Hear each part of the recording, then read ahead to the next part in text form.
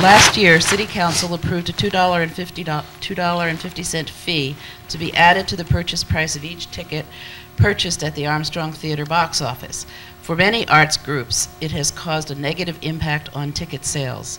If elected, would you consider rescinding this fee? Now, I understand that we've already had a discussion on this subject a little earlier, so if you'd like to address it now, that would be good. Cliff, you want to start?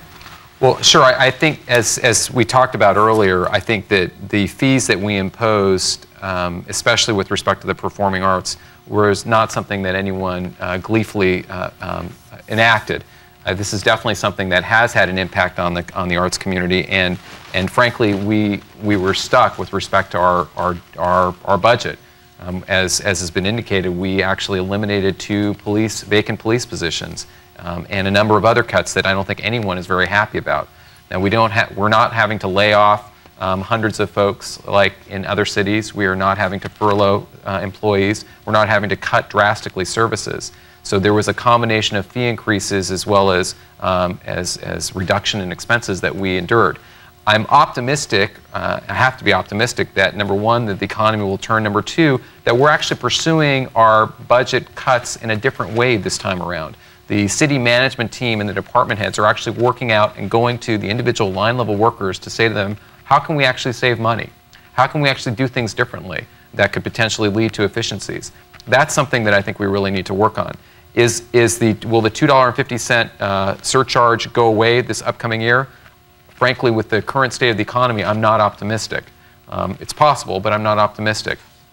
Will it happen in future years? It's something that I think we should really move toward, because again, we want to make sure that we're competitive in Torrance relative to other performing arts organizations. You know, one thing we say about this, and it was brought up, that $2.50, that's $50,000 a year.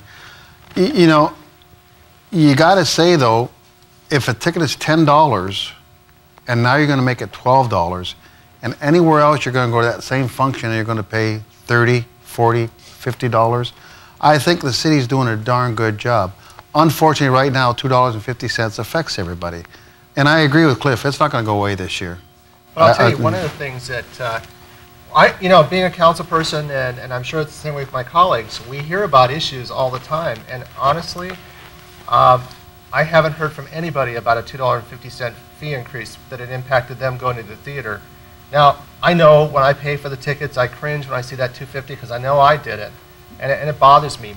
But you know, one of the things that I think we've all felt, that when things do turn around in our city, that we're going to look at all the cuts we've made, whether it was increasing fees or cutting staff or cutting programs. We didn't like what we did, and as Councilman Newmark said, I'm optimistic about the future, and I think within a year or two we're going to see things change, and I think we're going to be able to restore some of the things we've done. I wouldn't have brought this up, but Councilman Newmark stated that we haven't lost any employees. Well, we actually, in fact, have lost 110 employees in the last 4 years. I'm wondering the savings from that, couldn't that offset the $2.50 charge? The $2.50 charge may not be much to us individually, but if we were to bring a group, 3 or 4 people to that, that's going to start adding up. And before long, you're going to have people not showing up. We're trying to promote the arts. We're not trying to keep people and have them go away. We want them to continue coming back. And $2.50, if you have a family of 4, can add up and make the difference if you go or you don't go.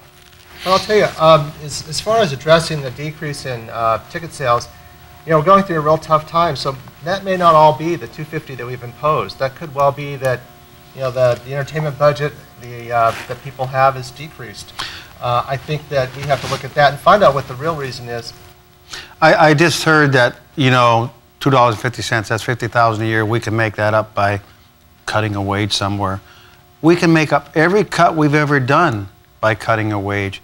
We took away $900,000 for the fire department. We can cut more wages for that. Everybody has to get cut. It's a fair society. All right, thank you very much, gentlemen. There is a final question that I believe we have already addressed, and I'd like to kind of recap it. The question is this: should the resident nonprofit organizations pay the same rates to use the facilities as the non-resident for-profit groups? And I believe that you all think that that should be the case. So in conclusion, if you have any closing remarks, I would love to hear them. Go Do you ahead. mean Yes. closing remarks for the whole thing or for this No, question? for this section. Oh, Something that surprised me, and I surely not question it, but Councilman Sutherland mentioned perhaps we spend $800,000 a year for the performance arts, okay? And I don't say I have any problem with that. And I'm wondering if, as we've heard, cuts from the last budget was about 2% across the board, and this time we may go 3 or 4. Would that be that big of an effect on our overall budget for the performing arts if we were to take 2 to 4% off that 800,000? You know, there's a real nice quote in the Daily Breeze. Take care of little expenses. A small leak can sink a big ship.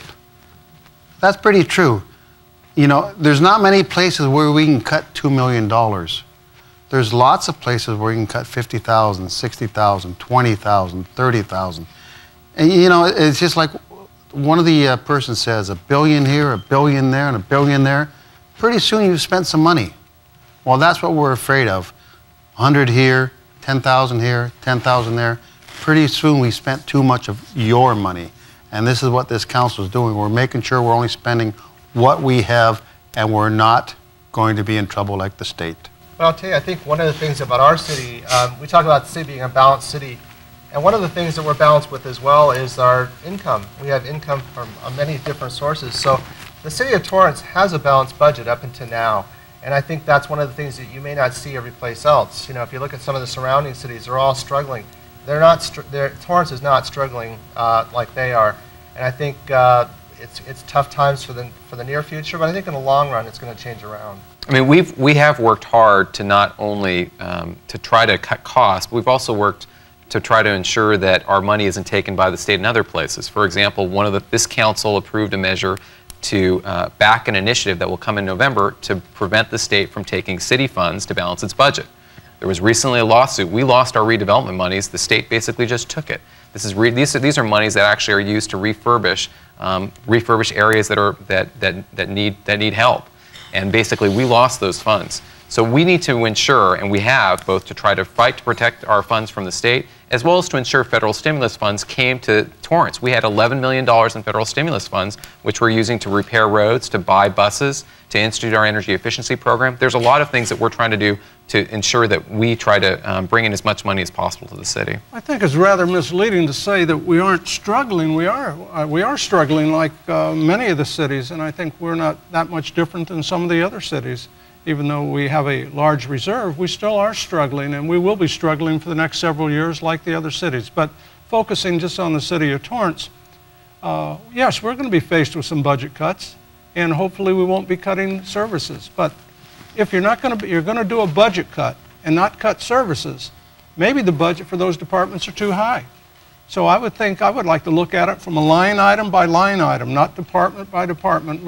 Go to each department and look at each of their line items, coming up with the budget. So some might need 2% cuts, some could afford 5%, some would need an increase. But I wouldn't say we're not having a problem with our budget, because I think we are having a problem with our budget like everybody. We just lost another car dealership this week. I mean, that is now 12 out of 22. That's a big tax base we've lost. I'm not faulting the city council for that, and I'm not faulting the economy. There's some problem out there, and we better get our finger on it so we can figure it out. That's what we need to do. I really don't know what losing a car dealership has to do with the TPAC, but just to clarify, the car dealership we lost was never here. It was going to be here. They couldn't get the financing, so we lost something that never was. Well, financing, the budget was brought up, and so I think that was the appropriate response to it. Well, if there are no other comments, I would like to conclude this portion of the forum. Thank you very much, gentlemen, and welcome our moderator for our next section, Maureen O'Donnell. Thanks so much.